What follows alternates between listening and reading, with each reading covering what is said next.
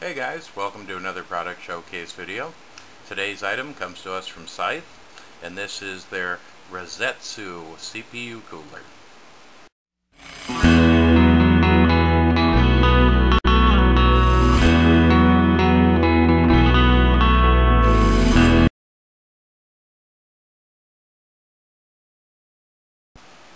Okay, first thing we're going to do is have a look at the box itself. Beautiful coloring, lots of information on the box itself, including their variable fan control, Intel socket 1156, 1366, rated for 6-core processors, full array of CPUs, sockets that it works with for Intel and AMD. Okay, on the side of the box itself, we have the item list that tells you what all comes with it, some pictures of the different installation mounts, and multilingual specifications for this unit. We'll have a look at the specs right now. The overall dimension is 130 by 141 by 130 millimeter. Fan dimensions itself is 120 by 120 by 25 millimeter. Fan speed is 740 to 1900 RPM. Noise level is 9.8 decibel to 37 decibel. Airflow is 37.15 to 110.31 CFM. Bearing type is a sleeve bearing. Weight on this is 730 grams. And socket styles that it works with are Intel, LGA 775, 1156, 1366, AMD 754, 939, 940, AM2 Plus, and AM3. Let's pop this box open and have a look at what all you get with it. Okay, inside the box we get the cooler with the fan already mounted. It comes with the Rasetsu installation guide that'll explain to you how to install it on different socket styles. It comes with 2 clips for your AMD type mounts, 2 clips for your Intel type mounts. It comes with a little container of thermal grease for installing it. And I want to mention that the fan controller and fan were already mounted, as well as the clips that mount it. That comes right from the factory that way, so you don't have to worry about mounting it, so that saves you some time. So let's set this stuff aside and have a closer look at the fan itself. Okay, the fan that they include on it is their typical Synth high-speed, low-noise fan that you can buy separately to put on your coolers, and also are available for cases.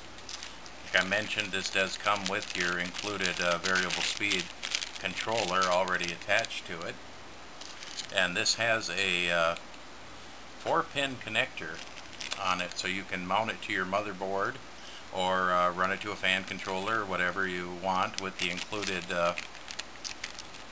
controller, you don't necessarily need to run it through a fan controller, but if you want to control it from the front of the case or what have you, that option's available. Okay, let's have a look at the cooler itself. This has 6 heat pipes. Very nice cross heat pipe design. These are 6mm heat pipes. 52 fins, excuse me, on the cooler. There's 30 on one side and 22 on the other. Very nice setup. I like the fact that they leave it open in the center here for direct airflow right to the heat pipes themselves to also help cool them. That'll allow air all the way down into this aluminum base down here. It has a nickel-plated finish on the bottom. Very nice and smooth. Let's peel this back. You can see just how clear that is, how well machined that is. There's no machine marks whatsoever. Perfectly flat. Very nice cooler, not very tall. Nice to see some of these lower profile coolers coming out. Some of them are getting so big nowadays that you can't get the side cover of your case on with them. They're just getting taller and taller, and I like the idea that they chose to set it down flat instead of going up with it. So it'll be a lot easier to fit in your case. You won't have to worry about it hitting on your side fans, stuff like that. I have ran into that with other ones. Okay, the interesting design you'll see on the fins itself, how they have all these sharp angles on the fins, and that is to give it as much contact area as possible with the air that's coming through the fan itself. If this was just flat across, you wouldn't have nearly the contact area for the air to touch. So this is actually designed this way to cool better and allow more surface area for the fan to cool.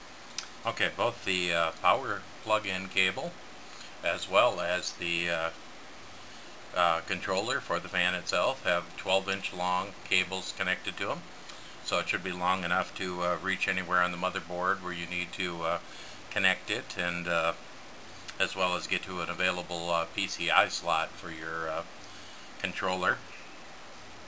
One thing I want to show you here, let me grab a couple of connectors. I think this is really interesting how they do their mounts here. You can see these two notches, and basically here's your AMD mounts. You'll see the two little knobs on there. I'll grab my Intel ones here. Okay, to switch between mounts, you just basically line up your two notches there and you just pop them right in. And that's how you set it up for your Intel one. Then when you want to replace them or take them off, you just simply pinch them together and pop it right off, and you can switch over to your AMD style one if you're going from one motherboard to another. So very nice setup. I like the fact that the mountings for it are push-in style, so you don't have to pull your motherboard for it. That could be very handy if you have a stock cooler and want to replace it, or if you just have a lesser cooler and you want to replace it and not have to tear your whole machine apart to it. With the low profile of it, it may be very handy in the case of a home theater PC, where you may have a restricted height on your CPU cooler. And as some of the home theater PC cases we looked at had air inlets right above where the processor would mount, which would be perfect for pulling air in over it. So a very nice design, very unique design, good quality as you'd expect from Scythe. Many good applications for this, like I had mentioned. And that's going to do it for this product showcase. Once again, this was the Scythe Rasetsu CPU cooler. We want to thank them for providing it, and thank you for watching.